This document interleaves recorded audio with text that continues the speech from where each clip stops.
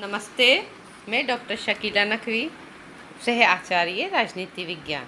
बच्चों, आज हम चर्चा करेंगे अंतर्राष्ट्रीय संबंधों के दृष्टिकोण के बारे में।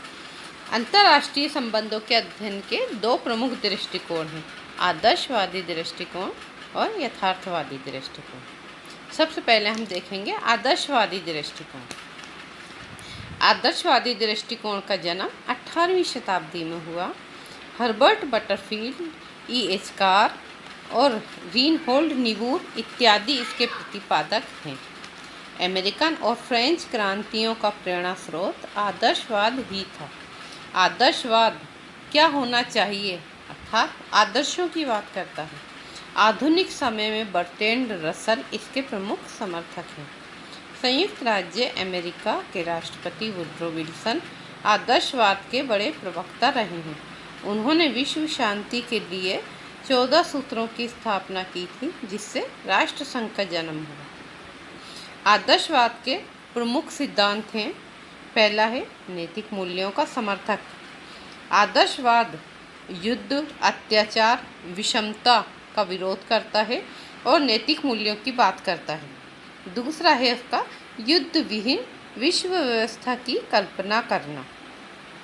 आदर्शवाद एक ऐसी विश्व व्यवस्था की बात करता है जिसमें कि युद्ध ना हो, विवेक हो, शिक्षा हो और विज्ञान होना चाहिए उसमें।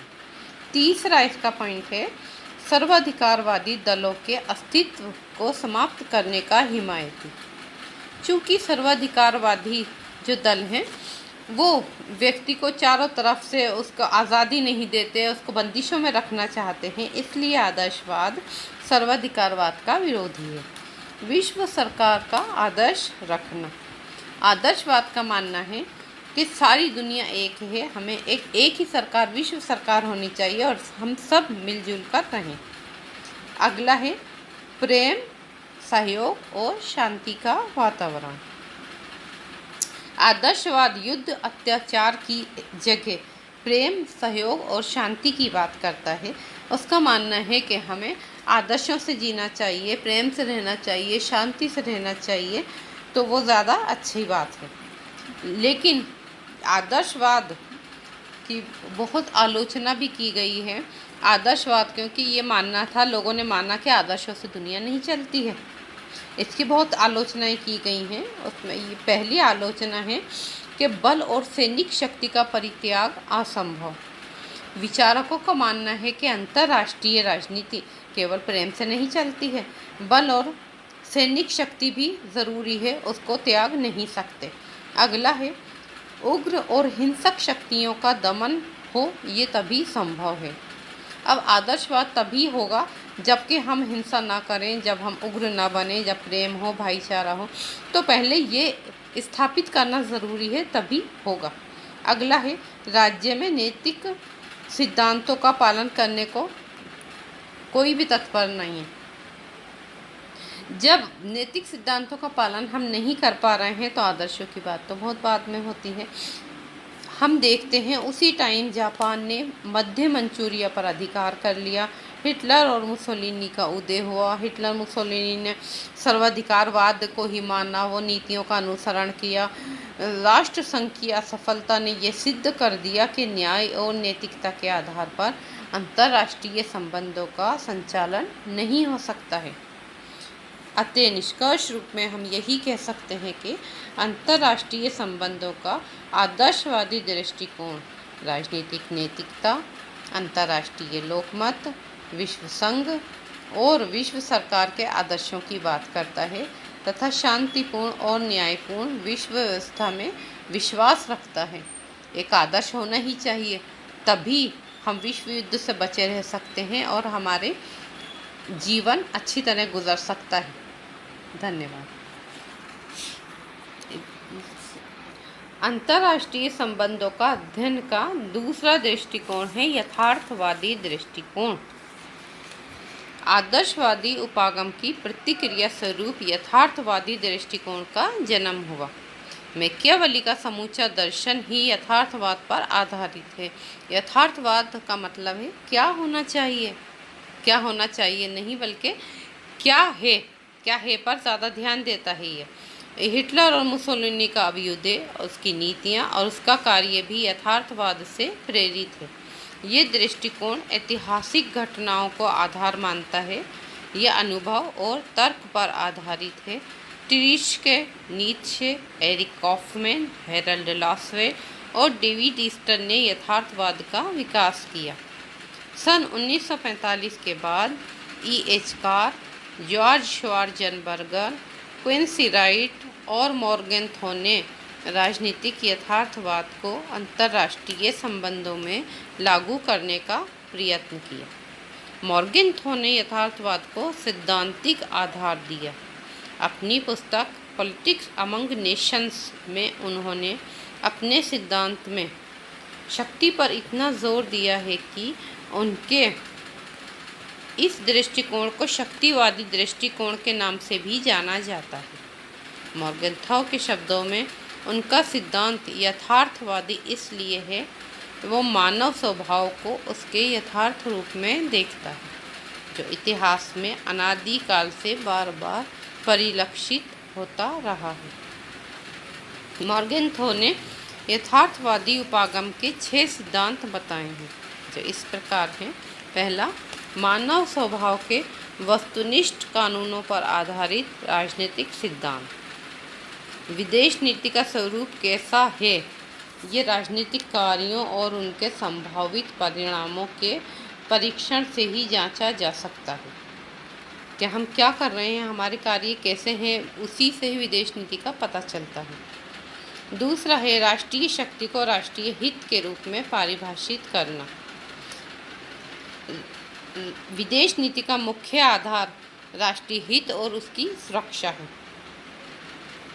तीसरा है कि हित सदैव परिवर्तनीय है। केवल एक राष्ट्रीय सुरक्षा जो है वही अपरिवर्तनीय है, बाकी तो हम जो बहुत सारे हित होते हैं वो परिवर्तन होते रहते हैं। अगला है अमूर्त नैतिक नियम राजनीति पर लागू नहीं किए जा सकते। विवेक और संभावित परिणामों के आधार पर ही हम देखते हैं, वरना ये सब नहीं हो सकता है। अगला है विश्व और राष्ट्र के सामान्य नैतिक नियम भिन्न भिन्न हैं। राष्ट्र अपने अलग देखेगा नियम और दुनिया के नियम अलग होते हैं। नैतिकता के लिए कोई भी राष्ट्र अपने हितों का बलिदान करने को तैयार नहीं है। अगला है अंतर्राष्ट्रीय राजनीति की स्वायत्तता।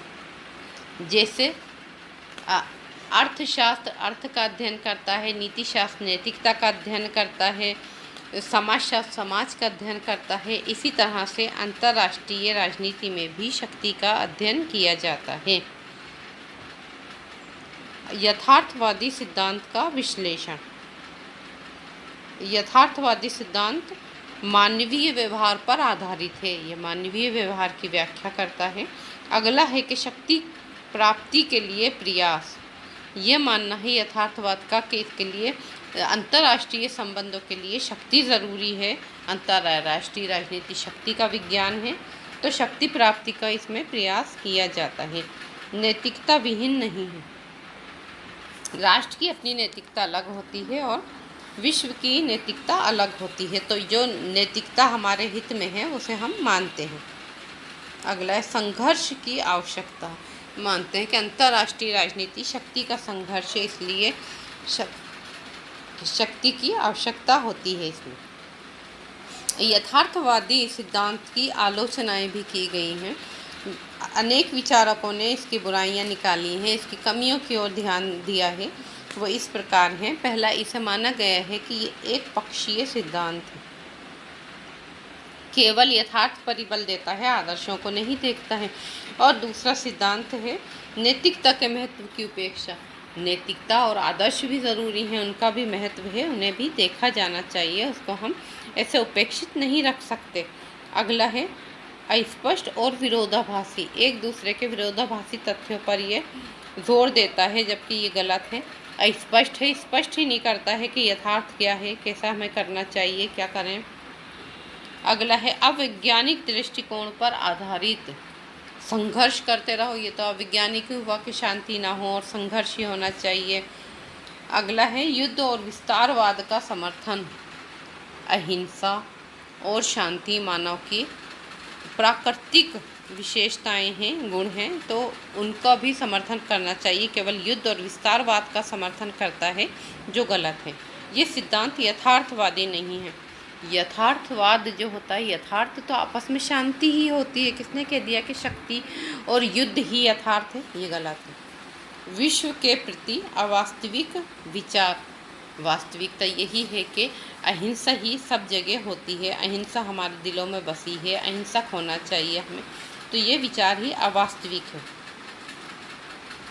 मॉर्गेनथाउ ने ये कहा है कि अंतर्राष्ट्रीय संबंध प्रत्येक संबंध की तरह शक्ति का संघर्ष है। अंतर्राष्ट्रीय संबंधों का अंतिम लक्ष्य कुछ भी हो, लेकिन इसका तात्कालिक लक्ष्य शक्ति है, इसलिए अंतर्राष्ट्रीय राजनीति शक्ति का संघर्ष है। यथार्थवादी दृष्टिकोण यथार्थ पर ही जोर देता है और इसको आज अपनाया जा रहा है, यह वैज्ञानिक है, इसलिए यथार्थवादी दृष्टिकोण के हम महत्व को नकार नहीं सकते। धन्यवाद।